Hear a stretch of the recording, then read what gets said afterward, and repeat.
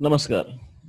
कालच्या चॅप्टरमध्ये आपण असं बघितलं की ड्रग मॉलिक्यूल हे 4 प्रकारे क्लासिफाय केले जातात. त्यांचं स्ट्रक्चर कसं आहे, त्यांची ॲक्शन कशी होते, त्यांच्या शरीरातल्या कोणत्या भागावर त्यांची ॲक्शन होते आणि हे करत असताना आपण एन्झाईम आणि ड्रग यांची रिॲक्शन कशी होते हे देखील बघितलं. की आपल्या शरीरामधले जे प्रोटीन्स आहेत, जे बायोलॉजिकल प्रोसेसेसमध्ये अतिशय छोट्या प्रमाणात भाग घेतात, म्हणजे कॅटॅलिटिक स्वरूपामध्ये भाग घेतात, त्यांना आपण एन्झाईम म्हणतो. आणि हे एन्झाईम आणि शरीरात प्रवेश करणारे ड्रग हे एकमेकाशी कशा प्रकारे इंटरॅक्शन करतात, हे आपण काल बघितलं.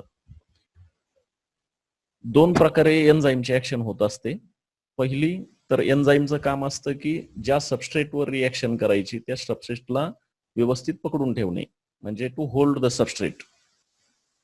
आणि दुसऱ्या प्रकारामध्ये आपल्याकडे जो एन्झाईम आहे तो एन्झाईम हा येणाऱ्या ड्रग मॉलिक्यूलला स्वतःचे फंक्शनल ग्रुप उपलब्ध करून देत असतो.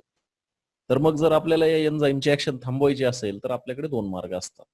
पहिला मार्ग असतो की ज्या सबस्ट्रेटला त्यानं धरून ठेवलेलं असतं त्या सबस्ट्रेटमध्ये सबस्ट्रेट सारखा दिसणारा परंतु सबस्ट्रेट नसणारा दुसरा पदार्थ सोडणे, की जेणेकरून अपेक्षित असलेली रिॲक्शन होणारच नाही. आणि म्हणून जो ड्रग येईल तो ड्रग सबस्ट्रेट सारखा दिसतो परंतु तो सबस्ट्रेट नसतो. आणि दुसऱ्या प्रकारामध्ये आपण पाहिलं की हा जो एन्झाईम आहे या एन्झाईमच्या ऍक्टिव्ह साईटच्या ऐवजी ॲलोस्टेरिक साईटला आपण एक ड्रग मॉलिक्यूल जर बाइंड केला तर त्या ऍक्टिव्ह साईटची शेप बदलून जाते आणि घडणारी रिॲक्शन थांबवली जाते. अशा प्रकारे एन्झाईमच्या रिॲक्शन आपण इनहिबिट करू शकतो किंवा थांबवू शकतो. आता आपण त्याच्या पुढे जाऊन काही प्रकारच्या ड्रगच्या थेरॅप्युटिक ॲक्शन बघणार आहोत. म्हणजे antiviral drug, antibacterial drug, anti depression drug, anti fertility drug, अँटॅसिड drug हे कशा प्रकारे काम करतात हे आजच्या लेक्चरमध्ये आपण बघणार आहोत. Therapeutic action of different classes of drugs. पहिला प्रकार आहे अँटॅसिड. अँटॅसिड हा एक अतिशय कॉमन असा ड्रग आहे की जो ओव्हर द काउंटर, ज्याला OTC असं म्हटलं जातं, अशा प्रकारे मेडिकल दुकानामध्ये विकला जातो. म्हणजे ज्या लोकांना ऍसिडिटीचा प्रॉब्लेम असतो. ऍसिडिटी का होते तर तुमच्या स्टमकमध्ये ओव्हर प्रोडक्शन ऑफ ऍसिड होतं. म्हणजे तुमच्या शरीरामध्ये हायड्रोक्लोरिक ऍसिड सारखं एक अतिशय तीव्र ऍसिड तयार होतं. हे किती जणांना माहित आहे? तर हे असं ऍसिड आपल्या डायजेस्टिव्ह सिस्टम मध्ये तयार होत असतं आणि हे जर एका सर्टन प्रमाणापेक्षा जास्त झालं तर आपल्याला त्याला न्यूट्रलाइज करावं लागतं. अन्यथा ते शरीराच्या डायजेस्टिव्ह सिस्टम मध्ये जखमा तयार करू शकतं. त्याला अल्सर असं म्हटलं जातं आणि हे अल्सर पुढे चालून कॅन्सरमध्ये रूपांतरित होतात.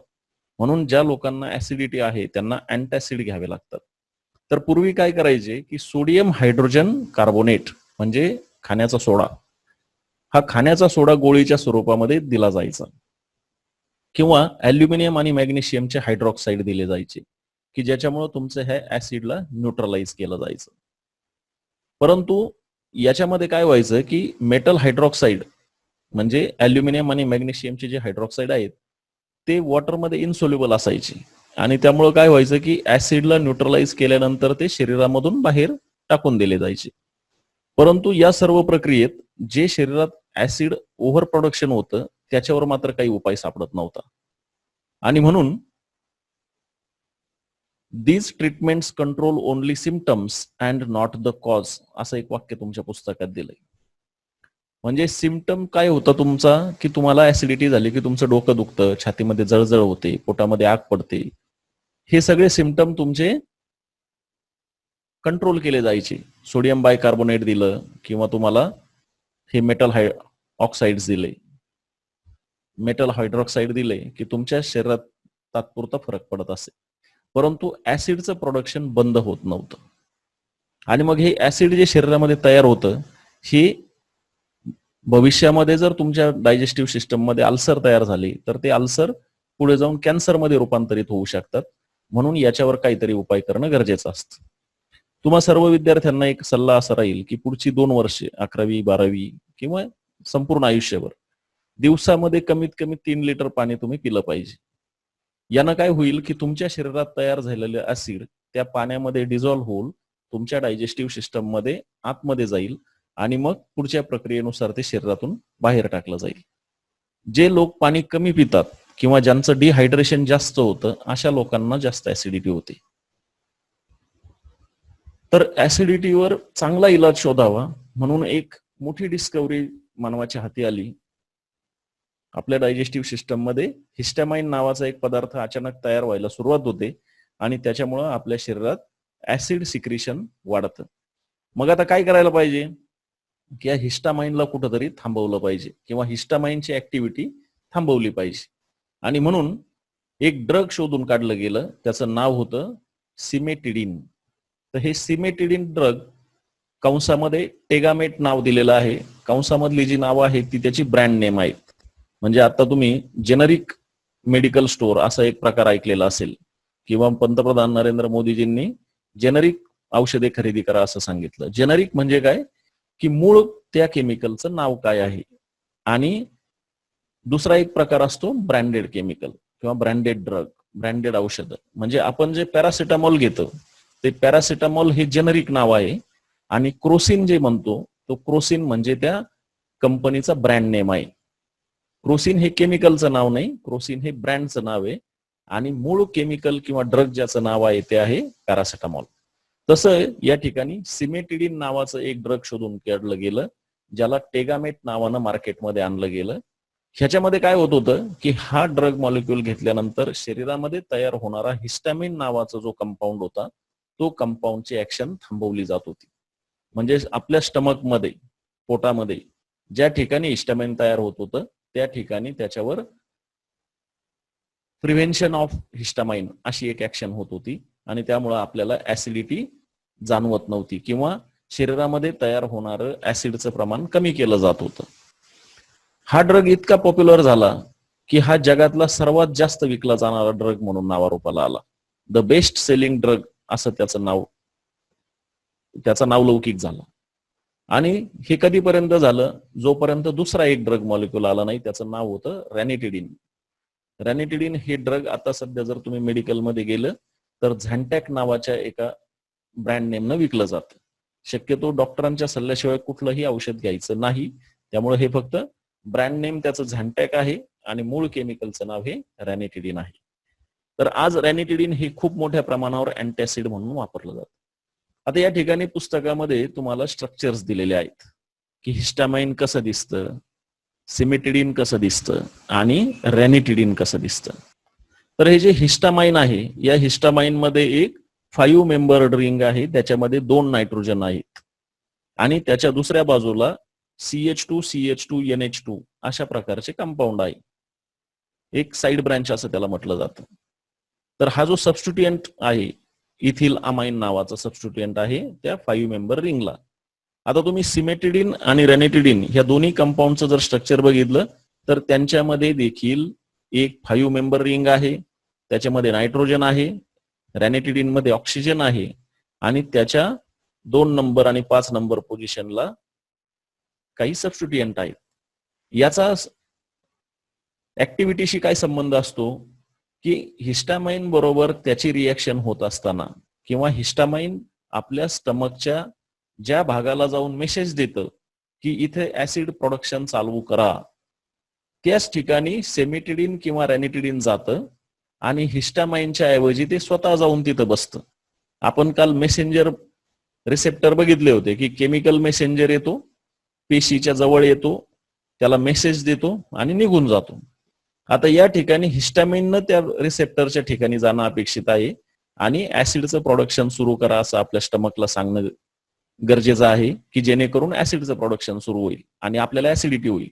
परंतु हे ड्रग काय करतं, हिस्टामिन जाण्याच्या अगोदर रॅनिटिडिन किंवा सिमेटिडिनचा मॉलिक्यूल आपल्या स्टमकच्या त्या सेल जवळ जातो आणि त्याला त्या सेलला असं वाटतं की हा हिस्टामिनच आहे. मग तो त्याला तिथं बाइंड करून घेतो थोड्या वेळासाठी, परंतु ह्याच्याकडे कोणताच मेसेज नसतो की ऍसिडचं प्रोडक्शन चालू करा म्हणून. आणि मग जेव्हा हिस्टामाइन तिथे येतो त्याला तिथं जागा मिळत नाही, त्याला त्या रिसेप्टरला बाइंडिंग करता येत नाही आणि त्यामुळं त्याची जागा अडवलेली गेली असल्यामुळं रिसेप्टर सेलला ऍसिडच्या प्रोडक्शनचा मेसेज दिला जात नाही आणि तुमच्या शरीरातलं ऍसिडचं प्रोडक्शन थांबवलं जातं. म्हणजे आपण काय करतो की एक प्रकारे स्टमकच्या सेलला फसवतो. हा जो ड्रग मॉलिक्यूल आपण ओरली घेतो किंवा इंजेक्ट करून घेतो किंवा सायरस सिरपच्या माध्यमातून घेतो, या सगळ्यांमधून आपण आपल्या शरीराच्या त्या स्टमकला चुकीचा मेसेज देतो की तुम्ही आता ऍसिड प्रोडक्शन करू नका.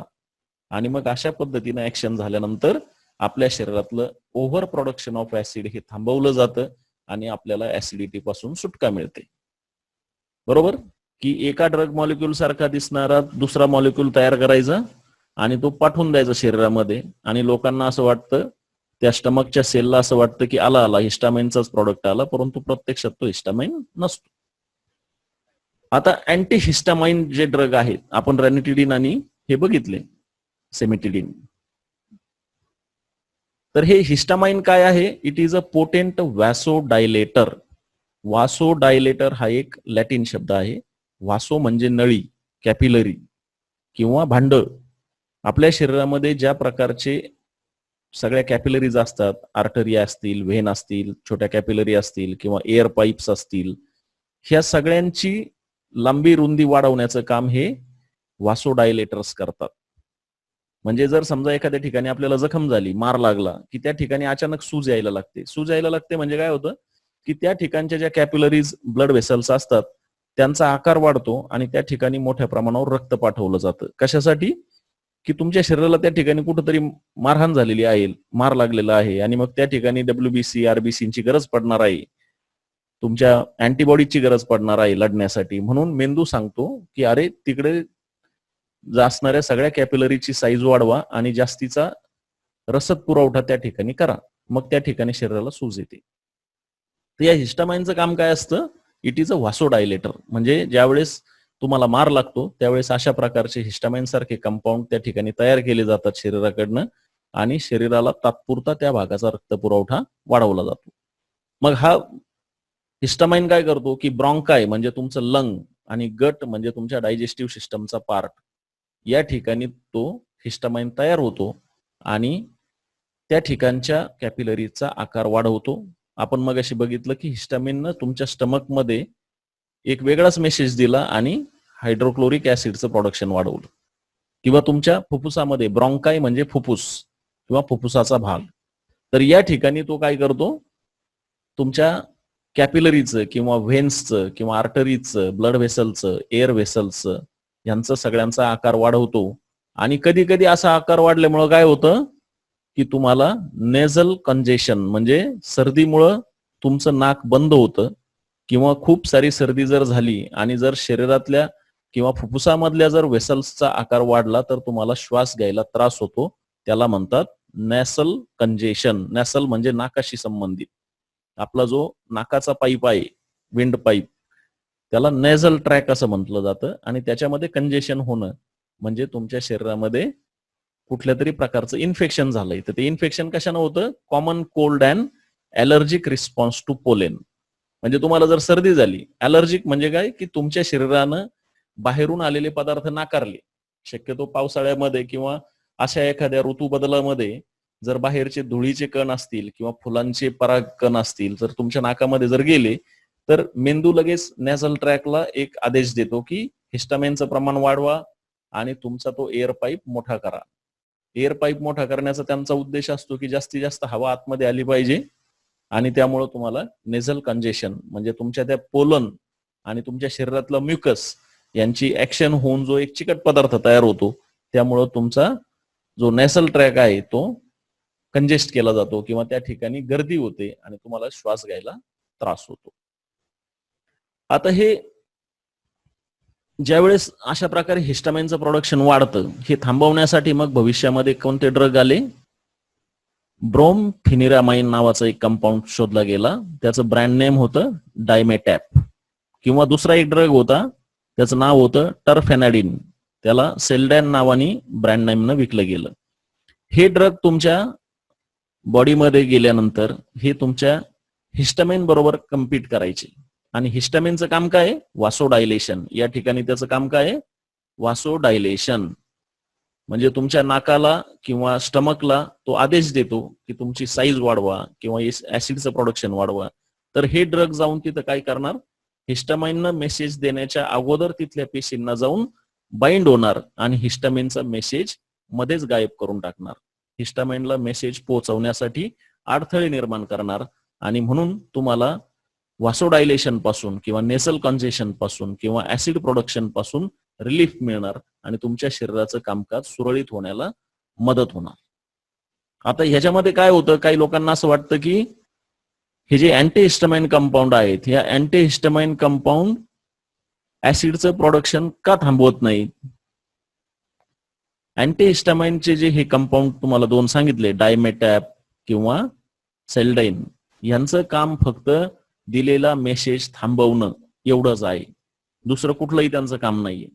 ते हिस्टामिनचा मेसेज पोहोचवण्याच्या अगोदर हिस्टामिन त्या स्टमकच्या किंवा फुफ्फुसाच्या पेशीपर्यंत जाऊन त्याचं काम सांगेपर्यंत त्याला रोखून धरणे आणि त्याच्याऐवजी स्वतः जाऊन तिथल्या पेशींना जाऊन चिकटणे, बाइंड होणे, एवढंच काम हे अँटीहिस्टामाइन ड्रग करत असतात. त्यामुळे ऍसिडचं प्रोडक्शन थांबवणं हे काम काय अँटीहिस्टामाइन ड्रगचं नाही. पुढचा प्रकार आहे न्यूरोलॉजिकली ऍक्टिव्ह ड्रग. न्यूरोलॉजिकली म्हणजे काय, न्यूरोलॉजिकली म्हणजे जे तुमच्या ब्रेनशी रिलेटेड आहेत, तुमच्या मेंदूशी रिलेटेड आहेत. यात पहिला प्रकार आहे ट्रंकिलायझर.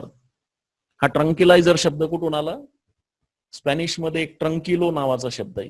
ट्रंकिलो म्हणजे शांत, आपण जसं म्हणतो ना कूल डाऊन, कूल, तर स्पॅनिश भाषेमध्ये ट्रंकिलो, ट्रंकिलो म्हणजे शांत हो, शांत हो असा प्रकार असतो. तर ह्याचं काय काम असतं ट्रंकिलायझरचं. ट्रंकिलायझर आणि त्याच्या जोडीला अॅनाल्जेसिक असे दोन प्रकार या न्यूरोलॉजिकल ड्रग मध्ये आहेत. तर यांचं काम असतं मेसेज ट्रान्सफर मेकॅनिझम करणे. म्हणजे आपल्या शरीरामध्ये जे मेसेज दिले जातात ते न्यूरॉनच्या स्वरूपामध्ये दिले जातात. मेंदूमधून निघणारे जे न्यूरॉन्स आहेत ते तुमच्या मसल्सला मेसेज देतात आणि मसल त्याच्यानुसार ऍक्शन घेतात. तर मग हे ट्रंकिलायझर्स काय करतात की यांना कुठंतरी इंटरफिअर करतात. ज्या लोकांना खूप स्ट्रेस आहे किंवा थोडेफार मेंटल डिसिजेस आहेत, ज्यांना अँझायटी आहे, अँझायटी म्हणजे काय, उत्सुकता असते, निकाल लागण्याच्या अगोदर अनेक लोकांना उत्सुकता असते. किंवा आता 11वीच्या मुलांना 12वीत ज्या वेळेस जायचं होतं त्यावेळेस सरकार काय निर्णय घेतंय, 11वीच्या परीक्षा कधी घेणार आहेत, त्या कधी होतील, आमचे पेपर कसे तपासले जातील, कसे होतील, आम्ही कधी 12वीला जाऊ, यंदा जाऊ का, किंवा आमचे 12वीचे तास कधी सुरू होतील, आम्हाला शिकवायचं कधी सुरू होईल. हा जो सगळा अँझायटी, स्ट्रेस किंवा एक्साइटमेंट आहे, ही सगळी इरिटेबिलिटी आहे, हा सगळा त्रास मेंदूला आणि शरीराला होणारा, ह्याच्यावर तुम्हाला जर उपाय करायचा असेल तर सगळ्यात सोपा उपाय काय असतो, तुमच्या शरीरामध्ये अशा प्रकारचे मेसेजेस देणं की ज्यातून तुमच्या शरीराला आराम मिळेल, रिलॅक्सेशन मिळेल आणि सगळ्यात महत्वाचं तुम्हाला झोप मिळेल. म्हणजे जर एखाद्या व्यक्तीला हायपरटेन्शन सारखा, स्ट्रेस सारखा प्रकार झाला तर डॉक्टर एक झोपेचं इंजेक्शन देतात किंवा झोपेच्या गोळ्या देतात की ज्याच्यामुळं त्याच्या शरीराला तो स्वस्थ आहे, तो आरामात आहे, तो कम्फर्टेबल आहे अशी एक फिलिंग त्याच्या मनामध्ये निर्माण होते. आणि म्हणून बऱ्याचदा थंडी, ताप, सर्दी, खोकला अशा प्रकारचे जे आजार आहेत याच्यामध्ये तुम्हाला दिलेल्या गोळ्यामध्ये एक गोळी ही झोपेची असते की जेणेकरून तुमच्या शरीराला आराम पडला पाहिजे.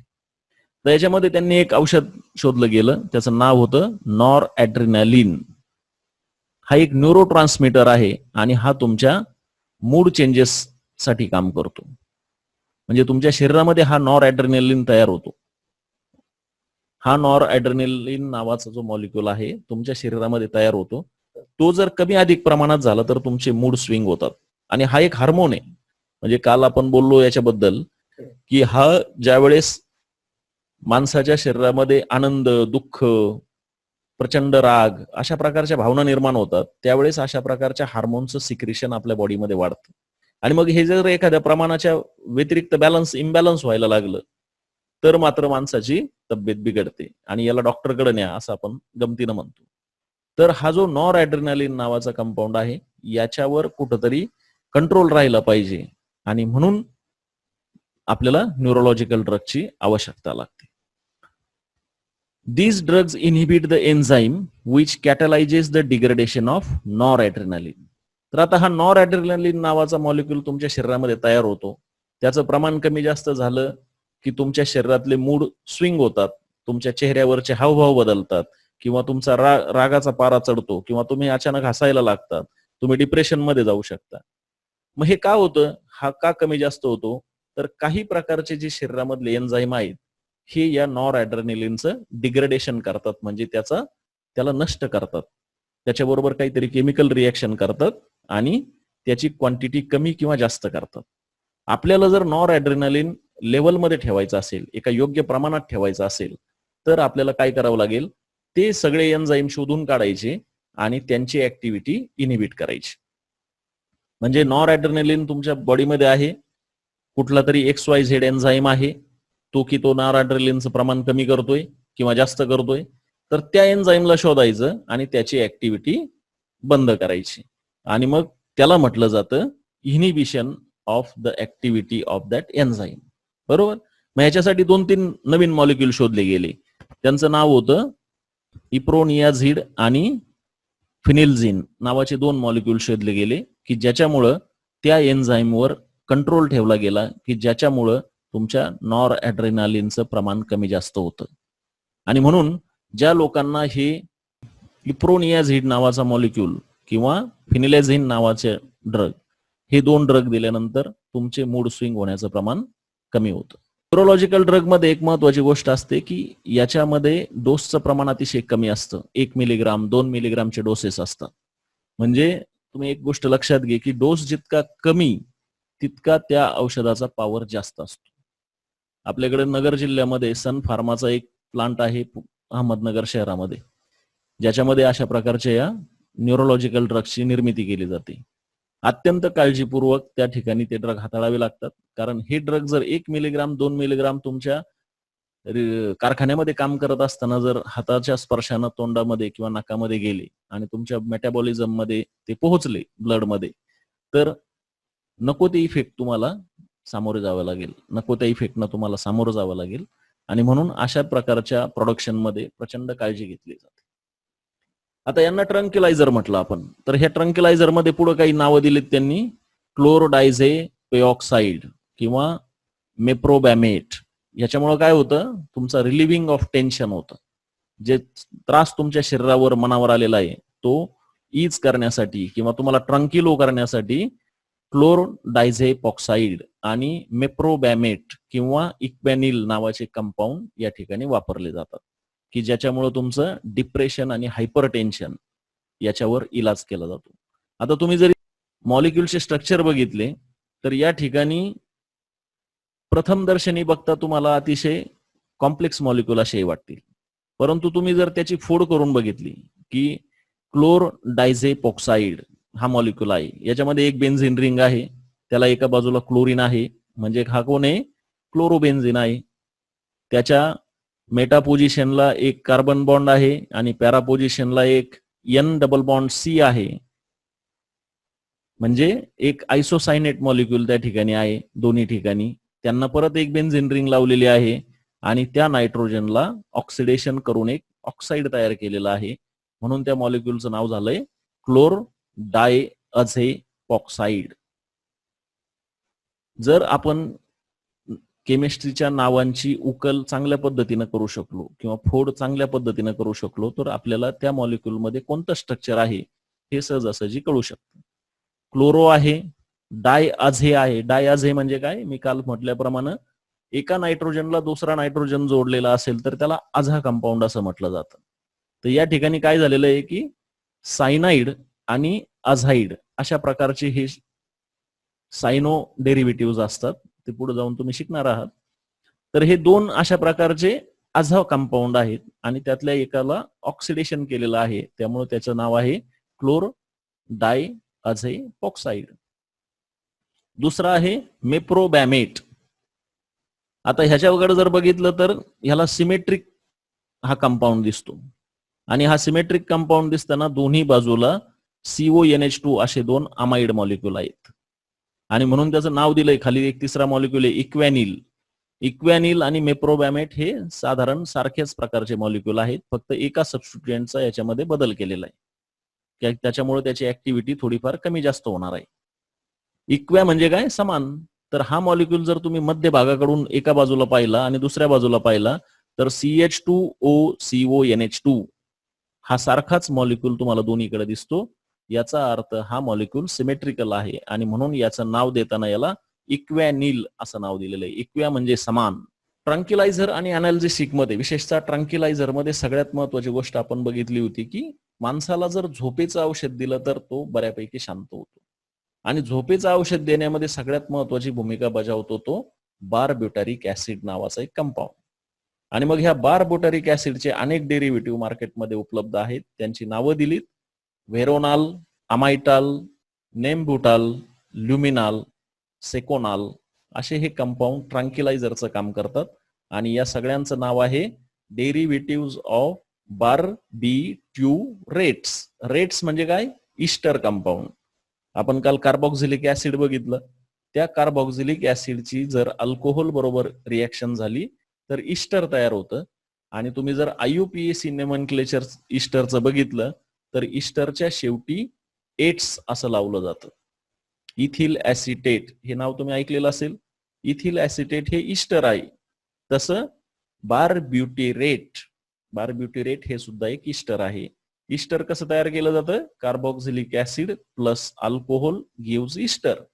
आणि म्हणजे इथं काय केलेलं असेल की बारब्युटारिक ऍसिड हे एक कार्बॉक्झिलिक ऍसिड आहे आणि त्याची इतर अल्कोहोल बरोबर रिएक्शन केली असेल, अमाइड बरोबर रिएक्शन केली असेल आणि म्हणून त्याचं ईस्टर किंवा अमाइड्स तयार झालेले आहेत.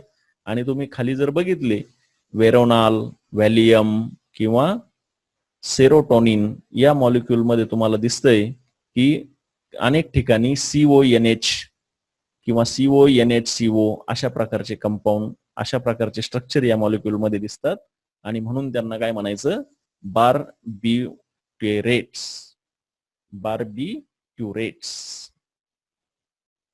म्हणजे केमिस्ट्रीचं स्ट्रक्चर आणि कशापासून तो तयार केला जातो हे जर थोडंसं बेसिक आपण लक्षात ठेवलं तर आपल्याला मॉलिक्यूलची नावं अशी का दिलेली आहेत हे लक्षात येतं. एक सोपी मेथड आहे की आपण जे पण औषध खातो, आपण जे पण अन्न खातो त्याच्या डब्यावर बघायचं की कोणतं केमिकल नेम आहे. पुढचा पार्ट आहे अनाल्जेसिक. अनाल्जेसिक हे फार काही कॉमन गोष्टी आहेत की ज्या आपण आपल्या दैनंदिन जीवनामध्ये वापरतो. हे काय करतात? Reduce or abolish pain without causing impairment of consciousness, mental confusion, incoordination or paralysis or disturbance of nervous system. यातला विदाउट कॉझिंग हा शब्द अत्यंत महत्वाचा आहे. कारण तुम्हाला एखादं औषध दिलं आणि त्या औषधानं तुमचं दुखणं बरं झालं, परंतु नंतर भलतेच काही साईड इफेक्ट तुम्हाला दिसायला लागले तर त्या औषधाला चांगलं औषध मानलं जात नाही. एक औषध तयार करायला 13 ते 16 वर्ष का लागतात? कारण औषध तयार होऊन तुमच्या शरीरातला आजार दूर करणं हा एक पार्ट असतो आणि तो आजार दुरुस्त करत असताना तुम्हाला दुसरा कोणता आजार होणार नाही किंवा दुसरी कोणती डिसऑर्डर तुमच्या शरीरामध्ये निर्माण होणार नाही याची काळजी घेणं हा एक खूप महत्वाचा भाग असतो. म्हणून अनेकदा ज्या क्लिनिकल ट्रायल केल्या जातात औषध शोधल्यानंतर त्याच्यामध्ये शेकडो हजारो गिनीपिग किंवा छोटे उंदीर, मांजर, झुरळ, बेडूक अशा प्रकारच्या प्राण्यांवर याचे प्रयोग केले जातात. त्यांच्या शरीरात काय डिसऑर्डर होतात हे बघितलं जातं आणि नंतर त्या सर्वांवर मात केल्यानंतर जो मॉलिक्यूल तयार होतं त्याची पुन्हा माणसावर ट्रायल केली जाते. 1000, 5000, 50,000 माणसावर ट्रायल केल्यानंतर त्यांच्यामध्ये काय परिणाम जाणवतात, काय इफेक्ट्स दिसून येतात आणि त्याच्यानंतर तो मॉलिक्यूल तुमचं मार्केटमध्ये अवेलेबल होतो. ही खूप मोठी लेंदी आणि कॉस्टली प्रोसेस असते. म्हणून नवीन मॉलिक्यूल हा खूप महागडा असतो. नवीन औषध हे नेहमी महागडा असतं. तर हे जे अनाल्जेसिक असतात ते काय करतात? रिड्यूस ऑर अबॉलिश पेन, म्हणजे तुमच्या शरीरात तयार झालेला पेन किंवा त्रास ह्याला ते कमी करतात किंवा नष्ट करतात. रिड्यूस म्हणजे कमी करणं, अबॉलिश म्हणजे नष्ट करणं. आणि हे करत असताना without causing impairment of consciousness, म्हणजे तुमचा बॅलन्स जाणार नाही, तुमचा काही मेंदूवर इफेक्ट होणार नाही, तुमची जी समज आहे ती तशीच राहील किंवा तुम्ही अचानक काही बडबडायला लागणार नाही, असं झालं नाही पाहिजे. मेंटल कन्फ्युजन म्हणजे औषध घेतल्यानंतर तुम्हाला चक्कर येणं, तुमचा बॅलन्स न लागणं किंवा तुम्हाला काही क्षणासाठी ऍबसेंट माइंडेड न होणं हे पण झालं नाही पाहिजे. इनकोऑर्डिनेशन ऑर पॅरालिसिस म्हणजे तुम्हाला अचानक हातपाय थरथरायला लागणं किंवा शरीराचा एखादा पार्ट फंक्शन करत नाही असं जाणवणं, त्याला पॅरालिसिस म्हणतो आपण. पॅरा म्हणजे अर्धा, लिसिस म्हणजे तुकडा होणं. म्हणजे तुमच्या शरीराच्या एखाद्या भागाचा कुठंतरी तुकडा पडून गेलेला आहे, तुम्हाला तो भागच नाहीये, अशी भावना तुमच्या मनामध्ये निर्माण नाही झाली पाहिजे. किंवा डिस्टर्बन्सेस ऑफ नर्वस सिस्टम, म्हणजे तुम्ही अचानक चक्कर येऊन पडले नाही पाहिजे किंवा असंबद्ध बोलले नाही पाहिजे, असंबद्ध वागले नाही पाहिजे, तुमच्या नर्वस सिस्टमवर कुठलाही ऍडव्हर्स इफेक्ट झाला नाही पाहिजे. ही सगळी काळजी तुम्हाला कुठलंही औषध तयार करायला घ्यावी लागते. आणि म्हणून अनाल्जेसिक काय करतात, तुमच्या पेनला बरं करतात किंवा नष्ट करतात आणि तुमच्यामध्ये कुठलेही साईड इफेक्ट्स येऊ देत नाही. आपण या सगळ्या गोष्टींना साधारणपणे काय म्हणतो, साईड इफेक्ट्स. औषधाचे साईड इफेक्ट काय? तर मग हे अनाल्जेसिक दोन प्रकारचे असतात. एक असतो नॉन ऍडिक्टिव्ह किंवा नॉन नार्कोटिक. नार्कोटिक म्हणजे काय, अंमली पदार्थ. आपण पुढे बघणार आहे अंमली पदार्थ किती महत्वाचे असतात. नॉन ऍडिक्टिव्ह म्हणजे काय, ऍडिक्ट होणं म्हणजे काय, एखाद्या गोष्टीची सवय लागणं. एखाद्या व्यक्तीला कधी कधी चहा प्यायची सवय असते, काही व्यक्तींना गोड खायची सवय असते, काही व्यक्तींना झोपेची गोळी घेतल्याशिवाय झोप येत नाही, काही लोकांना पॅरासिटामॉलची गोळी घेतल्याशिवाय बरं वाटत नाही, इज वाटत नाही. ह्या सगळ्या ऍडिक्शन आहेत. मग ही ऍडिक्शन न होता तुम्हाला औषध दिलं गेलं पाहिजे. म्हणजे असं नको व्हायला की तुम्हाला नेहमी नेहमी त्या गोळीची सवय लागावी. याला म्हणतात नॉन नार्कोटिक किंवा नॉन ऍडिक्टिव्ह अनाल्जेसिक. आणि दुसरा प्रकार असतो नार्कोटिक ड्रग. नार्कोटिक म्हणजे अंमली पदार्थ, ज्याच्यामध्ये मॉर्फिन, कोकेन, हेरोईन अशा प्रकारचे कंपाऊंड असतात. जगाच्या पाठीवर नार्कोटिक ड्रग ही खूप मोठ्या प्रमाणावर सेल होतात. त्याला दोन कारण आहेत. एक कारण आहे की जगामध्ये सगळीकडे प्रचंड प्रमाणावर स्ट्रेस वाढलेला आहे, लोकांना फार घाई झालेली आहे श्रीमंत होण्याची किंवा संपत्ती आणि सत्ता मिळवण्याची, आणि त्याच्यामुळं लोकांच्या मनावर एक प्रचंड दडपण आहे. आणि त्या दडपणामुळं काय होतं की माणसाच्या मनावर प्रचंड स्ट्रेस येतो आणि त्यामुळे त्याला कुठल्या तरी प्रकारे तो रिलीव्ह करण्यासाठी अशा प्रकारचे ड्रग्ज घ्यावे लागतात. आणि म्हणून अफगाणिस्तान सारखा जो देश आहे, या देशामध्ये जगातलं सगळ्यात जास्त मोठ्या प्रमाणावर ओपीएमचं, पॉपी सीड्सचं उत्पादन केलं जातं. आणि यापासून पुढे जाऊन मॉर्फिन, कोकेन अशा प्रकारचे केमिकल्स तयार केले जातात की जे औषधामध्ये पण वापरले जातात आणि जे अंमली पदार्थ म्हणून पण विकले जातात. आणि जगाच्या अंमली पदार्थाच्या व्यापारावर कोणाचा कब्जा असावा म्हणून अफगाणिस्तान सारख्या देशावर अमेरिका आणि तालिबान सारख्या दहशतवादी संघटना कंट्रोल करण्याचा प्रयत्न करत असतात आणि त्यातून जगभरात युद्ध घडत असतात. इतके महत्वाचे हे नार्कोटिक ड्रग आहेत. यांचा व्यापार हा जगभरात अरबो डॉलर्स मध्ये चालतो, प्रचंड मोठा व्यापार चालतो. तर जे पहिल्या प्रकारात आपण बघू नॉन नार्कोटिक किंवा नॉन ऍडिक्टिंग ड्रग. सगळ्यात सोपा ड्रग आहे ऍस्पिरिन. ऍस्पिरिन आपण नेहमी खातो, खाल्लं नाही पाहिजे परंतु तरीही खातो. ऍस्पिरिन काय करतं, aspirin inhibits the synthesis of chemical known as prostaglandins which stimulates inflammation. म्हणजे तुमच्या शरीरामध्ये जर कुठल्या एखाद्या ठिकाणी सूज आलेली असेल, इन्फ्लामेशन म्हणजे सूज येणं, एखाद्या ठिकाणी मार लागणं किंवा इन्फेक्शन होणं आणि त्यामुळे सूज येणं, या प्रकाराला इन्फ्लामेशन म्हणतात. तर ह्या इन्फ्लामेशनवर काम करणारा जो एक मॉलिक्यूल आहे किंवा इन्फ्लामेशन तयार करणारा जो मॉलिक्यूल आहे त्याचं नाव आहे प्रोस्टाग्लॅन्डिन्स. हा आपल्या शरीरामध्ये तयार होतो. आणि मग ऍस्पिरिन काय करतं की ह्या प्रोस्टाग्लॅन्डिन्सला इनहिबिट करतं किंवा त्याची ऍक्टिव्हिटी थांबवतं, नष्ट करतं.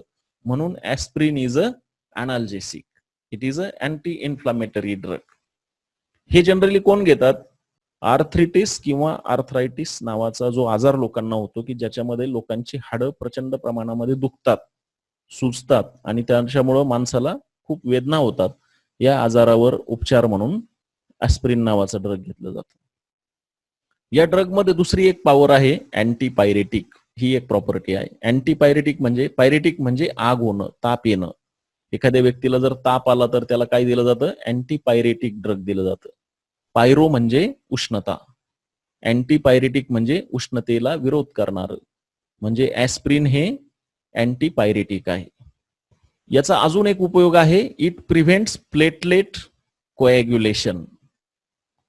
प्लेटलेट कोॲग्युलेशन म्हणजे काय, आपल्या शरीरातील रक्तामध्ये ज्या ब्लड सेल असतात त्यात व्हाईट ब्लड सेल असतात, रेड ब्लड सेल असतात आणि प्लेटलेट्स असतात.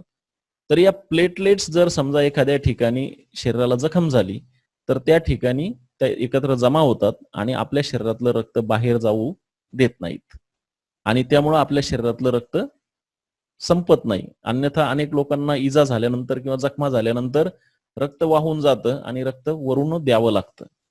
तर ही जी शरीराची प्रॉपर्टी आहे की रक्त थांबवणं, त्याला थ्रॉम्बोसिस म्हणतात. तर रक्ताचे गुठळ्या होणं आणि रक्त जखमेतून जास्त बाहेर जाऊ न देणं ही शरीराची चांगली प्रॉपर्टी आहे. परंतु कधी कधी काय होतं की शरीराचं जे रक्त पंपिंग स्टेशन आहे, हृदय हृदय हे शरीराचं पंपिंग स्टेशन आहे. शरीरातलं सर्व रक्त हे सातत्यानं हृदयामध्ये येत असतं, शुद्ध होऊन परत शरीराच्या सगळ्या भागाकडे जात असतं.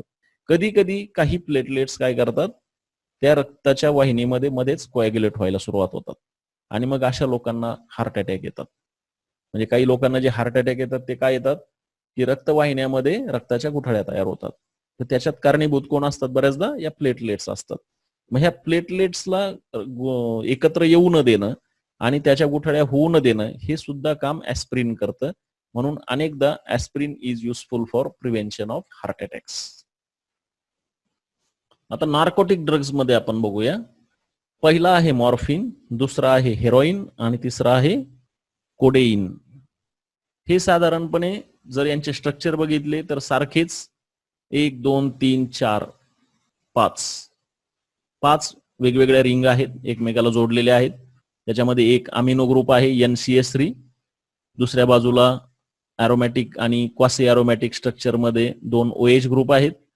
त्यातल्या एका ठिकाणी मॉर्फिनला दोन्हीकडे OH ग्रुप आहेत, हिरोईनला दोन्ही बाजूला O ऍसिटेट असं त्याला प्रोटेक्शन दिलेलं आहे आणि कोडेईन मध्ये एका बाजूला OCH3 ग्रुप आहे आणि एका बाजूला OH ग्रुप आहे. म्हणजे हे सगळे एकाच फॅमिलीचे मेंबर आहेत. हे तुम्हाला जेव्हा तुम्ही स्ट्रक्चर, ऍसिटिलेशन, फिनॉल या सगळ्या गोष्टी बघाल तेव्हा तुमच्या ते लक्षात येईल की हे एकाच फॅमिलीचे मेंबर आहेत आणि छोट्या छोट्या ऍसिटिलेशन रिॲक्शन करून तुम्ही एकमेकापासून त्यांना वेगळं वेगळं करू शकता किंवा एका मॉलिक्यूल पासून दुसरा मॉलिक्यूल बनवू शकता. याच्यामध्ये ऍसिटिक ऍसिड वापरलं जातं, ऍसिटिक अनहायड्राइड वापरलं जातं. म्हणून जगभरामध्ये ऍसिटिक अनहायड्राइड वापरावर बंदी असते. ऍसिटिक अनहायड्राइड कोणी आणि कुठं आणि किती वापरलं याची संपूर्ण नोंद ही देशातल्या ड्रग ऑफिसेसला द्यावी लागते. कारण ऍसिटिक अनहायड्राइड हा मॉर्फिन पासून हेरोईन बनवणे, हेरोईन पासून कोडेईन बनवणे याच्यामधलं महत्वाचं केमिकल आहे. हे लक्षात ठेवायचं की कुठल्याही केमिस्ट्री लॅबमध्ये जर ऍसिटिक अनहायड्राइड नावाचा पदार्थ आणला तर तो लॉक अँड की मध्ये सुरक्षित ठेवला जातो की जेणेकरून त्याचा गैरवापर होणार नाही.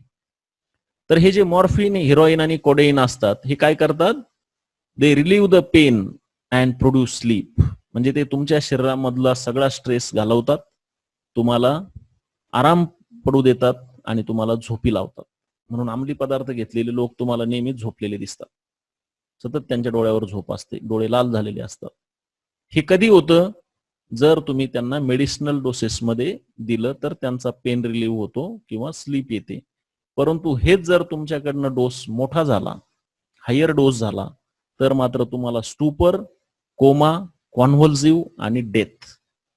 स्टूपर, कोमा आणि कॉन्व्हल्जन म्हणजे काय, की तुमच्या शरीरातल्या ज्या नर्व्हस सिस्टम आहेत त्यांच्यावर अटॅक होतो, तुम्ही कोमामध्ये जाता, तुम्हाला बाहेरच्या जगाचं कुठलंही भान राहत नाही, तुमच्या संवेदना सगळ्या संपून जातात आणि तुम्ही निश्चल, निष्प्राण बनता आणि फायनली तुम्ही मरता. Death, ultimately death. तर हे तुम्ही मायकेल जॅक्सनच्या बाबतीमध्ये कधीतरी बातम्यांमध्ये ऐकलं असेल की he was a drug addict आणि त्या ड्रग ऍडिक्टमुळेच आणि त्याच्या ओव्हरडोसमुळे त्याचा मृत्यू झाला असं मानलं जातं. काही पेपरमध्ये तशा प्रकारच्या बातम्या आल्या होत्या. Morphine narcotics are sometimes referred as opiates because they are obtain from opium poppy. आपण जे बोललो मगाशी की जगभरातलं जे ओपियम पॉपी आहे त्याचं उत्पादन अफगाणिस्तान सारख्या देशामध्ये घेतलं जातं आणि त्या प्रकारच्या मॉलिक्युल्सला ओपिएट्स असं म्हटलं जातं. आपण मगाशी म्हटलं होतं ईस्टर आणि ओपिएट्स. एट्स म्हणजे काय, ईस्टर. आपण मगाशी पाहिलं की OH आणि OAC असे 2 मॉलिक्युल स्ट्रक्चर त्या ठिकाणी दिसतात. ते ऍसिटेट आहे, अल्कोहोल आहे. Acid plus alcohol gives acetate आणि मग हे ऍसिटेटचं नाव असतं एट्स. जसं अल्केन मध्ये शेवटी ANE असतं तसं ईस्टर मध्ये शेवटी ATES असं असतं, Easter, acetate. These analgesics are chiefly used for post operative pain. म्हणजे पोस्ट ऑपरेटिव्ह म्हणजे काय, एखाद्या व्यक्तीची जर ऑपरेशन झालं, पोस्ट ऑपरेटिव्ह म्हणजे ऑपरेशनच्या नंतरचा जो त्रास आहे तो कमी करण्यासाठी नार्कोटिक ड्रग दिले जातात. कार्डियॅक पेन म्हणजे तुमच्या हृदयामध्ये जर काही त्रास असेल तर तुम्हाला हे औषध दिलं जातं. पेन्स ऑफ टर्मिनल कॅन्सर म्हणजे अशा प्रकारचा कॅन्सर की ज्यामध्ये तुमचा मृत्यू अटळ आहे किंवा 3ऱ्या-4थ्या स्टेजचा कॅन्सर आहे, त्या व्यक्तीला जो काही प्रचंड त्रास होतो त्यापासून सुटका करण्यासाठी अशा प्रकारचे ड्रग दिले जातात. आणि इन चाइल्ड बर्थ म्हणजे जेव्हा एखाद्या स्त्रीला मूल होतं त्यावेळेस तिला प्रचंड शरीरावर ताण आलेला असतो, प्रचंड रक्तस्राव झालेला असतो. अशा वेळेस तो त्रास कमी करण्यासाठी मॉर्फिनचा एक डोस देऊन त्या स्त्रीला झोपवलं जातं. तर हे म्हणजे ज्या ठिकाणी तुम्हाला प्रचंड त्रास होतो त्या ठिकाणीच नार्कोटिक सारख्या ड्रगचा उपयोग केला जातो. यानंतर छोटे काही आपण ड्रग बघणार आहोत. त्यातला पहिला ड्रग आहे अँटीमायक्रोबियल.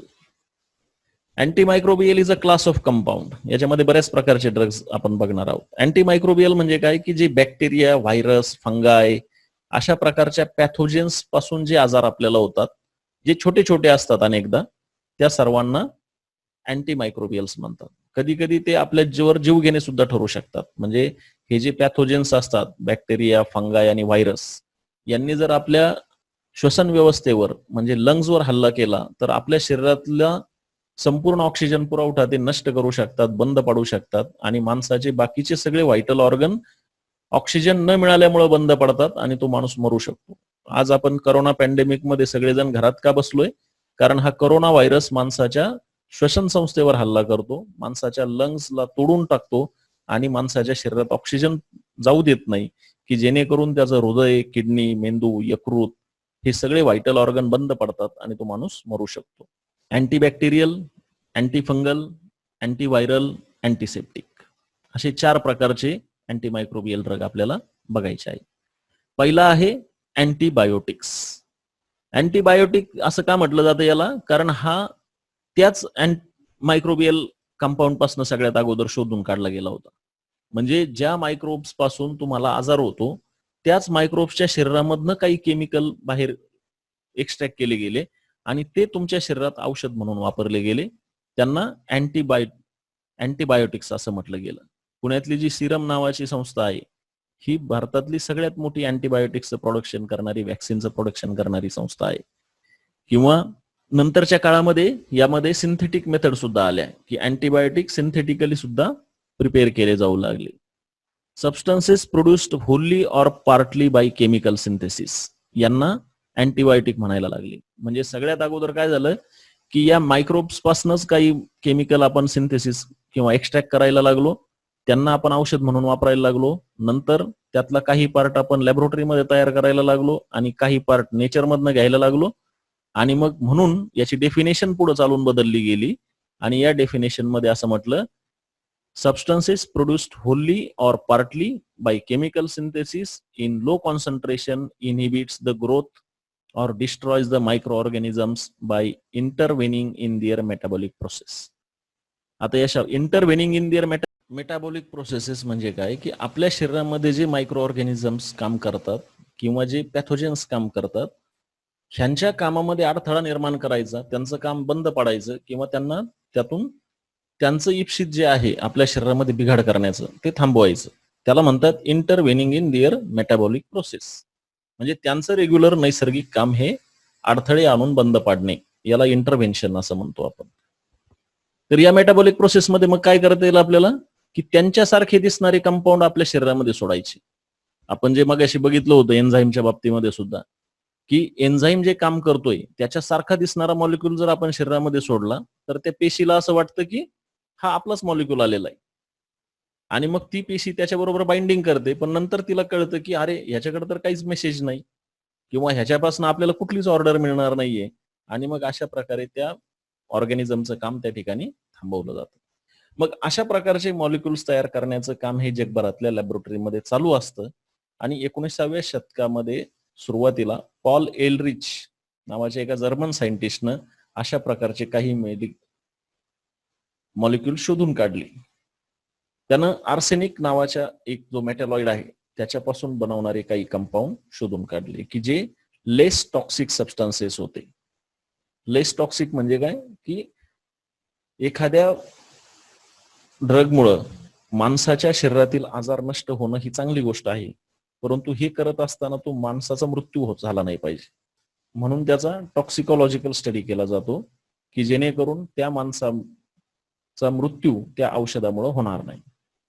आणि ह्या शोधासाठी म्हणजे पॉल एलरिच नावाच्या सायंटिस्टनं सायफिलिस नावाच्या आजारावर आर्सेनिक नावाच्या कंपाऊंड पासून बनवलेलं, सायफिलिस हा त्या काळातला मोठा आजार होता की ज्याच्यामुळं अनेक हजारो लोक मृत्यू पावत होते आणि म्हणून त्याला नोबेल प्राइज दिलं गेलं. म्हणजे तुम्ही बनवलेल्या औषधापासून जर हजारो लोकांचा जीव वाचणार असेल तर तुम्हाला नोबेल प्राइज मिळतं, हे वेळोवेळी आजवरच्या इतिहासामध्ये सिद्ध झालेलं आहे. साल्व्हारसन नावाचा तो मॉलिक्यूल त्यांनी बनवला होता आणि तो माणसासाठी टॉक्सिक होता, परंतु त्याच्यामुळे बॅक्टेरिया, स्पायरोशेट आणि अशा प्रकारचे जे मायक्रो ऑर्गॅनिझम्स होते यांच्यावर तो जास्त टॉक्सिक होता, म्हणून तो ह्युमन्स मध्ये इंड्यूस केला गेला किंवा मानवावर त्याचे उपचार घेतले गेले आणि त्यातून हजारो लोकांना रिलीफ मिळाला. तर हा जो मॉलिक्यूल होता याच्यामध्ये काय होतं, अझोडाईज नावाचा एक कंपाऊंड होता. मग असे आपण जे बघितलं की अझो म्हणजे काय, नायट्रोजनला नायट्रोजन जोडलेला असणं, असे 2 नायट्रोजन ऍटम त्या मॉलिक्यूल मध्ये असणं, अशा कंपाऊंडला अझो, अझाईन असं म्हटलं जातं. आणि डाईज म्हणजे रंग. मग अझोडाईज म्हणजे काय, की अझोडाईज म्हणजे असा कंपाऊंड की ज्याच्यामध्ये नायट्रोजनला नायट्रोजन जोडलेला आहे आणि जो रंग देतो. डाय म्हणजे रंग. तर असे कंपाऊंड, नायट्रोजन कंपाऊंड हा जनरली पिवळ्या रंगाचा डाय देतो. तर ह्या अझोडाईज नावाच्या कंपाऊंडवर ते सायंटिस्ट जे पॉल एलरिच होते हे काम करत होते. आणि आता आपण त्यांचे जर स्ट्रक्चर बघितले तर आपल्याला असं दिसेल की त्यांनी जो साल्व्हारसन नावाचं मॉलिक्यूल तयार केला होतं त्याच्यामध्ये आर्सेनिकला आर्सेनिक डबल बॉन्डनं जोडलेला होता आणि त्यांनी जो प्रोंटोसिल नावाचा मॉलिक्यूल शोधून काढला त्याच्यामध्ये नायट्रोजनला नायट्रोजन जोडलेला होता. आणि म्हणून त्यांनी अगोदर साल्व्हारसन ड्रग म्हणून वापर केला आणि पुढच्या टप्प्यामध्ये प्रोंटोसिल नावाचा मॉलिक्यूल ड्रग म्हणून ओपन केला. आता ह्या प्रोंटोसिल नावाचा जो मॉलिक्यूल आहे आणि त्याच्या खाली अझोडाय नावाचा एक कंपाऊंड दाखवलेला आहे, या दोघांचं स्ट्रक्चर बऱ्याचसं मिळतं जुळतं आहे, कारण त्या दोघांमध्ये नायट्रोजन नायट्रोजन डबल बॉन्डनं जोडलेले आहेत. दोन्हीकडे अरोमॅटिक रिंग आहेत आणि एका अरोमॅटिक रिंगला OH ग्रुप जोडलेला आहे आणि प्रोंटोसिल मध्ये SO2 NH2 ग्रुप जोडलेला आहे. जेव्हा याचा पुढे अभ्यास झाला त्यावेळेस असं लक्षात आलं की हा प्रोंटोसिल नावाचा कंपाऊंड माणसाच्या शरीरामध्ये गेल्यानंतर त्याच्यापासनं SO2 NH2 हा जो ग्रुप असणारा अरोमॅटिक रिंग आहे त्या रिंगला सल्फामाइड असं म्हटलं जातं. तो खरं तर ड्रग आहे.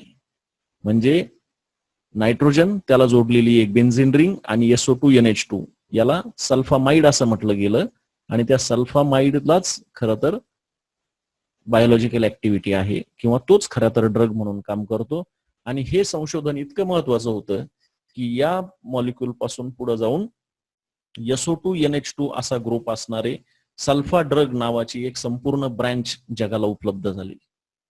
म्हणजे ज्या वेळेस ड्रग्सची कमतरता होती अशा वेळेस अशा प्रकारचा ड्रग मार्केटमध्ये आला आणि त्याच्यापासून मानवजातीला प्रचंड मोठा फायदा झाला. सल्फा ड्रग नावाचा एक संपूर्ण विश्व ज्याला आपण म्हणू शकतो असं विश्व जगासाठी ओपन झालं. Large range of sulfonamide analogues were synthesized आणि या ड्रग्स पासनं जगाच्या अनेक आजारावर उपचार शोधले गेले किंवा उपचार केले गेले. म्हणजे केमिस्ट्रीच्या लॅबमध्ये काम करत असताना एक गोष्ट लक्षात काय घ्यायची की तुम्ही ज्यावेळेस एखाद्या सिमिलर मॉलिक्युल्सवर काम करत असता त्यावेळेस तुम्हाला अनावधानानं, अनपेक्षितपणे किंवा ऍक्सिडेंटली असे काही मॉलिक्यूल मिळून जातात की जे तुम्ही काम करत असलेल्या मॉलिक्यूल पेक्षा जास्त चांगला इफेक्ट देऊन जातात. या पुढचा टप्पा आहे आपण बघणार आहोत की जगाला जे क्रांतिकारी संशोधन झालं त्या अलेक्झांडर फ्लेमिंग यांनी शोध लावलेल्या पेनिसिलिन बद्दल. 1929 साली पेनिसिलिनचा शोध लावला गेला आणि 1945 साली त्यांना नोबेल प्राइज दिलं गेलं. म्हणजे किती वर्षानं? 16 वर्षानं. का? कारण या पेनिसिलिन पासून माणसाला फायदा होतो की तोटा होतो याच्या क्लिनिकल ट्रायल होण्यासाठी 13 वर्ष लागली आणि 13 वर्षानंतर कळलं की पेनिसिलिन हा एक चांगला ड्रग मॉलिक्यूल आहे.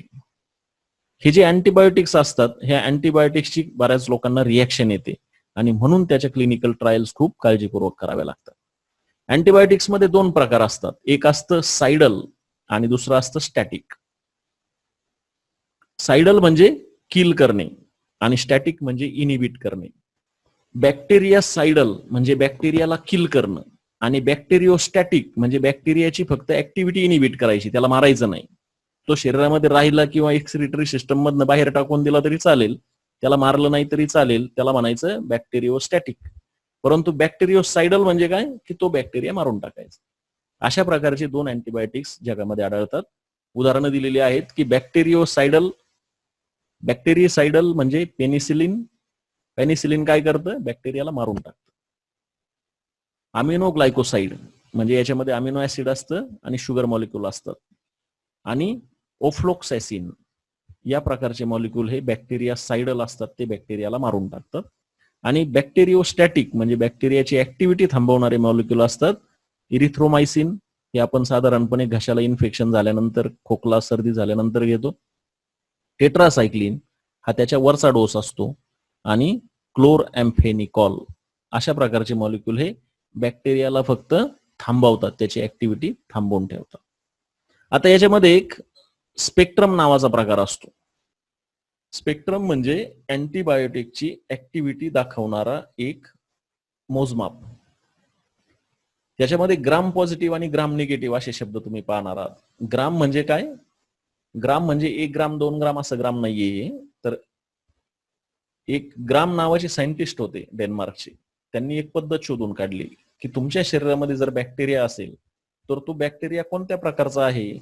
मग ते शरीरातलं थोडंफार ब्लड घ्यायचे आणि त्या ब्लडवर एक स्टेन टाकायचे म्हणजे रंग टाकायचे. तो रंग जर व्हायलेट झाला तर त्याला ते ग्राम पॉझिटिव्ह म्हणायचे आणि तो जर पिंक झाला तर त्याला ते ग्राम निगेटिव्ह म्हणायचे. तर अशी एक ढोबळ मानानं ती एक ग्राम पॉझिटिव्ह आणि ग्राम निगेटिव्ह अशी विभागणी या सगळ्या बॅक्टेरियांची केली गेली. आणि म्हणून जर समजा एखादं अँटीबायोटिक फक्त ग्राम पॉझिटिव्ह बॅक्टेरियालाच मारणार असेल किंवा फक्त ग्राम निगेटिव्ह बॅक्टेरियालाच मारणार असेल तर त्याचा स्कोप लिमिटेड होऊन जातो आणि म्हणून त्याला नॅरो स्पेक्ट्रम अँटीबायोटिक असं म्हणतात. नॅरो म्हणजे छोटा, त्याचा प्रभाव छोटा आहे. आणि जे अँटीबॅक्टेरियल मेडिसिन ग्राम पॉझिटिव्हला पण मारतात, ग्राम निगेटिव्हला पण मारतात, त्याला ब्रॉड स्पेक्ट्रम अँटीबायोटिक असं म्हणतात. आणि काही जे अँटीबायोटिक असतात ते फक्त ठराविक एखाद्या दुसऱ्या बॅक्टेरियालाच मारतात, त्याला लिमिटेड स्पेक्ट्रम असं आपण म्हणतो. म्हणजे औषध किती पॉवरफुल आहे याचा जर आपण ढोबळमानाने विचार केला तर ग्राम पॉझिटिव्ह आणि ग्राम निगेटिव्ह दोघांना मारणाऱ्याला आपण ब्रॉड स्पेक्ट्रम म्हणतो. फक्त ग्राम पॉझिटिव्ह किंवा ग्राम निगेटिव्ह दोन्हीपैकी एकालाच मारणाऱ्याला आपण नॅरो स्पेक्ट्रम म्हणतो. आणि याच्याही पलीकडे जाऊन फक्त एखाद्या दुसऱ्या बॅक्टेरियाला मारणाऱ्याला आपण लिमिटेड स्पेक्ट्रम असं म्हणतो. पेनिसिलिन जी जे शोधून काढलं गेलं ते पेनिसिलिन जी हे नॅरो स्पेक्ट्रम होतं, म्हणजे ते फक्त ग्राम पॉझिटिव्हला किंवा ग्राम निगेटिव्हलाच मारायचं, दोन्हीपैकी एकालाच. परंतु त्याचे ज्यावेळेस सिंथेटिक मॉडिफिकेशन केले गेले, त्याला लॅबोरेटरीमध्ये पेनिसिलिन हे मायक्रोबॅक्टेरियापासून तयार केलेलं औषध होतं. नंतर त्याच्यावर काही केमिकल रिॲक्शन केल्या गेल्या आणि त्याच्यामध्ये सिंथेटिक मॉडिफिकेशन केलं गेलं, म्हणजे नॅचरली उपलब्ध असणारा एखादा पदार्थ लॅबोरेटरीमध्ये नेला आणि त्याच्यात अजून काही मॉलिक्युल्स अटॅच केले किंवा काही काढून टाकले तर त्याला सिंथेटिक मॉडिफिकेशन करणं असं म्हणतात. त्याच्यापासून तुम्हाला एम्पिसिलिन आणि अमॉक्झिसिलिन नावाचे मॉलिक्यूल मिळाले आणि हे ब्रॉड स्पेक्ट्रम मॉलिक्यूल होते. म्हणजे हे अँटीबायोटिक तुमच्या ग्राम पॉझिटिव्ह आणि ग्राम निगेटिव्ह दोन्ही प्रकारच्या बॅक्टेरियाला मारणारं होतं. आणि भारतामध्ये सगळ्यात मोठा जो अँटीबायोटिकचा कारखाना चालवला गेला तो पिंपरी पुणे या शहरामध्ये, पुणे मुंबई रस्त्यावर जवळपास 300 एकर परिसरामध्ये हिंदुस्तान अँटीबायोटिक्स लिमिटेड या नावानं, HAL नावानं प्रसिद्ध आहे. भारतामध्ये ज्यावेळेस औषधोपचारांची कमतरता होती, औषधांची कमतरता होती, त्यावेळेस पिंपरीच्या या हिंदुस्तान अँटीबायोटिक्स लिमिटेडनं मोठ्या प्रमाणावर औषध निर्मिती करून भारतीयांना जिवंत ठेवण्याचं काम केलेलं आहे. 1947 साली एक ब्रॉड स्पेक्ट्रमचा अँटीबायोटिक आला, त्याचं नाव होतं क्लोरॅम्फेनिकॉल.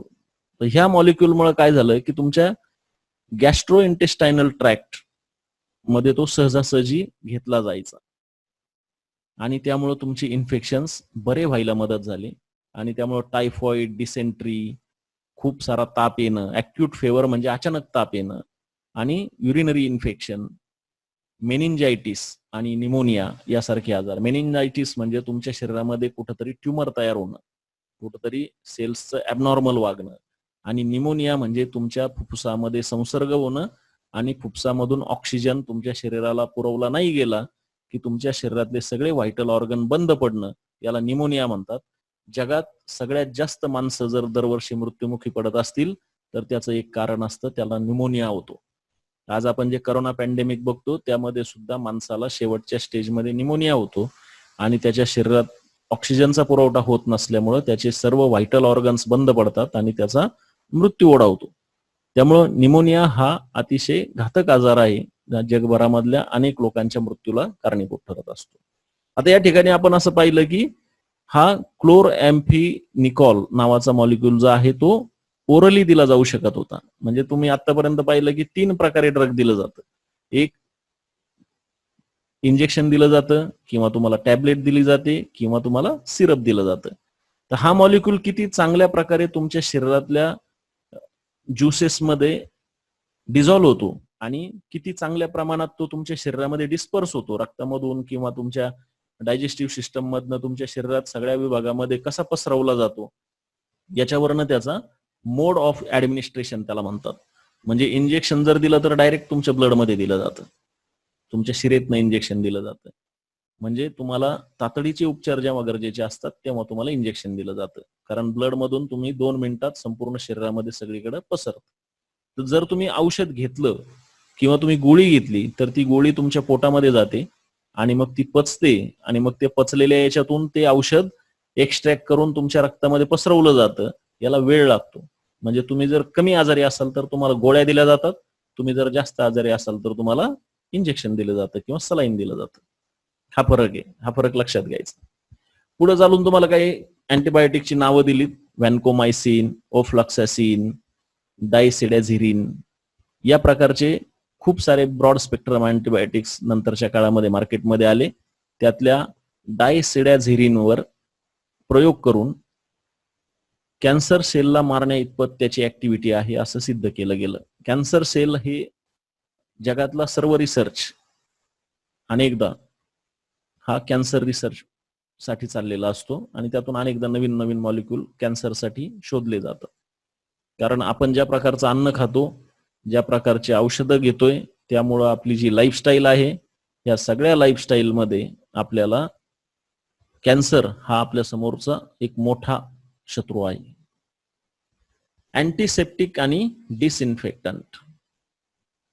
अँटीसेप्टिक म्हणजे काय? सेप्टिक म्हणजे तुम्हाला जखम होणं किंवा तुम्हाला कुठंतरी कट होणं तुमच्या शरीरावर, हे सेप्टिक. म्हणजे एखाद्या जखमेमध्ये संसर्ग होणं, जंतू संसर्ग होणं आणि त्या ठिकाणी सूज येणं, पस तयार होणं, याला सेप्टिक होणं असं आपण म्हणतो. तर हे काय करतात, अँटीसेप्टिक आणि डिसइन्फेक्टंट हे असे केमिकल असतात जे either kill or prevent the micro organism. म्हणजे आपण जे मगाशी म्हटलं की सायडल किंवा स्टॅटिक अशा प्रकारची ऍक्टिव्हिटी त्यांची असते. Antiseptics are applied to living tissues. म्हणजे माणसाला जर एखादी जखम झाली, ओरखडा उठला, खरचटलं, माणूस पडला, त्याच्या शरीरातून रक्त यायला लागलं, त्याला वुंड झाली, कट झालं, अल्सर झालं किंवा स्किन इन्फेक्शन झालं तर अँटीसेप्टिक दिलं जातं. अल्सर पोटाच्या आतमध्ये होतात, शरीराच्या आतमध्ये ज्या जखमा होतात इंटरनल, त्याला अल्सर म्हटलं जातं. याची उदाहरणं आहेत सोफ्रॅमायसिन, फ्युरॅसिन. सोफ्रॅमायसिन हे पूर्वीच्या काळातली खूप सारी पांढऱ्या रंगाची पावडर असायची आणि ही खूप प्रसिद्ध होती, कारण लोकांना नेहमी नेहमी इन्फेक्शन व्हायचे. स्वच्छ भारत अभियान त्यावेळेस नव्हतं, त्यामुळे लोकांना इन्फेक्शनचं प्रमाण जास्त होतं, छोटे मोठे आजार जास्त होते आणि म्हणून सोफ्रॅमायसिन हे फार प्रसिद्ध औषध आहे. These are not ingested. म्हणजे हे तुमच्या शरीरामध्ये इंजेक्शनच्या द्वारे दिले जात नाहीत. हे तुम्हाला पावडरच्या स्वरूपामध्ये किंवा मलमच्या स्वरूपामध्ये दिले जातात किंवा गोळीच्या टॅबलेटच्या स्वरूपामध्ये दिले जातात. एक उदाहरण आहे डेटॉल. डेटॉल मध्ये 2 मॉलिक्यूल आहेत, क्लोरोक्झिलेनॉल आणि टर्पिनिऑल. ह्या डेटॉलचं म्हणजे आपण जे डेटॉल नावाची साबण बघतो हे त्याचं ब्रँड नेम आहे, परंतु याच्यामध्ये काय आहे, क्लोरोक्झिलेनॉल आणि टर्पिनिऑल. ह्या मॉलिक्यूलमुळे तुम्हाला अँटीसेप्टिक ऍक्टिव्हिटी मिळतात. डिथिओनोल आणि आयोडीन किंवा टिंक्चर आयोडीन. टिंक्चर आयोडीन म्हणजे तुमच्या अल्कोहोल आणि पाण्याच्या मिश्रणामध्ये आयोडीनचे खडे असतात, ते डिझॉल्व्ह करून टाकले जातात. पूर्वीच्या काळी जेव्हा लोकांना जखमा व्हायच्या, आज जसं तुम्ही अँटीसेप्टिक क्रीम वगैरे लावतात, त्यावेळेस पूर्वीच्या काळी डॉक्टरांकडे हे टिंक्चर आयोडीनची बाटली तयार असायची आणि ते आयोडीन तुमच्या शरीराच्या त्या जखमेवर 2 ते 4 थेंब टाकले की थोडीशी आग होणार आणि त्या ठिकाणी ऑरेंज कलर तयार होणार. अशा प्रकारचं ट्रीटमेंट दिली जायची. Boric acid in dilute aqueous solution is also a week antiseptic for eyes. म्हणजे डोळ्यांना जर काही संसर्ग झाला तर बोरिक ऍसिड त्या ठिकाणी वापरलं जातं. ही सगळी उदाहरणं आहेत. ही सगळी उदाहरणं तुम्ही लक्षात ठेवायची. त्यांच्या ऍक्शन्स कशा होतात आणि कुठल्या पार्टवर होतात हे तुम्ही ध्यानात ठेवायचं. डिसइन्फेक्टंट म्हणजे काय? तर डिसइन्फेक्टंट म्हणजे जे बाहेरचे पृष्ठभाग आहे, सरफेसेस आहेत, फ्लोअर्स आहेत, ड्रेनेज सिस्टम आहेत, इन्स्ट्रुमेंट्स आहेत, ह्या सगळ्यांवर असणारे मायक्रो ऑर्गॅनिझम्स नष्ट करण्यासाठी जी केमिकल्स वापरली जातात त्यांना डिसइन्फेक्टंट म्हणतात. जे अँटीसेप्टिक आहेत म्हणजे आपण शरीराच्या बाहेर मलम म्हणून ज्यांना वापरतो ते सगळे डिसइन्फेक्टंटच असतात, फक्त त्यांचं प्रमाण जास्त असतं. म्हणजे आपल्या शरीरावर आपण डेटॉलचं 1 किंवा 2 थेंब टाकतो, परंतु ज्यावेळेस आपल्याला फरशी पुसायची असते त्यावेळेस आपण पाण्याच्या बादलीमध्ये 1 किंवा 2 टोपण भरून डेटॉलचे लिक्विड टाकतो. म्हणजे प्रमाण जास्त असेल तर डिसइन्फेक्टंट आणि प्रमाण कमी वापरलं गेलं तर अँटीसेप्टिक. हा छोटासा त्याच्यामध्ये फरक असतो. व्हॅरिंग द कॉन्सन्ट्रेशनचा फरक असतो. क्लोरीन हा सुद्धा डिसइन्फेक्टंट आहे. Sulphur dioxide in very low concentration is a disinfectant. तर आज आपण कोरोना पॅन्डेमिकच्या काळामध्ये ज्यावेळेस निर्जंतुकीकरण करा असं सांगतो, म्हणजे तुम्ही सोडियम हायपोक्लोराइट किंवा हायपो नावाचं सोल्युशन आणलं जातं आणि ते स्प्रे केलं जातं किंवा डेटॉल स्प्रे केलं जातं किंवा सॅनिटायझर स्प्रे केले जातात. हे सगळे डिसइन्फेक्टंट या प्रकारामध्ये मोडतात. शेवटचा पार्ट आजच्या चॅप्टरचा anti fertility drug. Anti fertility ड्रगचं का महत्व आहे? कारण जसजसं माणसाला हे अँटीबायोटिक किंवा इतर प्रकारचे ड्रग मिळाले त्यामुळं माणसाचं लाईफ वाढलं आणि माणसाचं लाईफ वाढल्यामुळं माणसाच्या मृत्यूचं प्रमाण कमी झालं आणि जगाची लोकसंख्या वाढली. म्हणजे 100 कोटी, 200 कोटी, 300 कोटीवरनं आज जगामध्ये 650 ते 700 कोटी लोक राहतात. आणि मग हे 700 कोटी लोकांना काय खाऊ घालायचं, त्यांना कुठं ठेवायचं, त्यांच्या अपेक्षा कशा पूर्ण करायच्या, यामुळं अनेक सोशल प्रॉब्लेम तयार झाले. म्हणजे आज मुंबईमध्ये आपण बघतो की लोकांना राहायला घरं नाही, 2 वेळचं जेवायला अन्न नाही, त्यांच्यावर उपचार करण्यासाठी पुरेसे हॉस्पिटल नाहीत. हे सगळे प्रॉब्लेम हे पॉप्युलेशनच्या वाढण्यामुळे झाले आणि म्हणून पॉप्युलेशन कमी करण्यासाठी किंवा पॉप्युलेशन वाढू नये यासाठी फॅमिली प्लॅनिंग नावाचा प्रकार अस्तित्वात आला की ज्याच्यामध्ये कमी मुलं जन्माला यावीत यासाठी प्रयत्न केले जातात. आणि मग बर्थ कंट्रोल पिल हा एक महत्वाचा घटक माणसाच्या आयुष्यामध्ये येतो की ज्याच्यामुळं माणसांना मुलं कमी होणं किंवा न होणं हे कंट्रोल केलं जातं. मग ह्या मॉलिक्युल्स मध्ये काय असतं? या मॉलिक्युल्स मध्ये सिंथेटिक इस्ट्रोजेन किंवा प्रोजेस्टेरॉन नावाचे हार्मोन्स असतात. आपण मागे बोललो की हार्मोन हे अतिशय कमी प्रमाणामध्ये शरीरामध्ये असतात, परंतु ते अतिशय महत्वाची भूमिका बजावतात. तर हे जे हार्मोन्स आहेत हे हार्मोन्स मानवी शरीरामध्ये नवीन जीव निर्माण होण्यासाठी लागणारी जी अंडी आहेत, ज्याला ओव्ह्युल्स आपण म्हणतो, ओव्ह्युलेशनची प्रोसेस जी असते ती प्रोसेस थांबवतात की जेणेकरून तुम्हाला फॅमिली प्लॅनिंगसाठी किंवा माणसांची लोकसंख्या नियंत्रित करण्यासाठी मदत होते. नॉरइथिड्रोन नावाचं एक मॉलिक्यूल आहे की जे मॉलिक्यूल वाईडली यूज केलं जातं, म्हणजे अँटी फर्टिलिटी ड्रग म्हणून नॉरइथिड्रोन नावाचं एक मॉलिक्यूल मोठ्या प्रमाणावर वापरला जातो. तर अशा प्रकारे आपण असं पाहिलं की माणसाला साधी जखम होण्यापासून तर माणसाचा जन्म थांबवण्यापर्यंत अनेक प्रकारचे मॉलिक्युल्स, ड्रग्स, केमिकल्स आज जगामध्ये उपलब्ध आहेत, सातत्यानं संशोधित केले जातात आणि ही प्रक्रिया निरंतर चालू राहणारी आहे. पुढच्या भागामध्ये आपण आपल्या अन्नामध्ये वापरले जाणारे पदार्थ आणि स्वच्छतेसाठी सोप्स आणि डिटर्जंट्स म्हणून वापरले जाणारे पदार्थ याच्याबद्दल माहिती घेऊ. थँक्यू.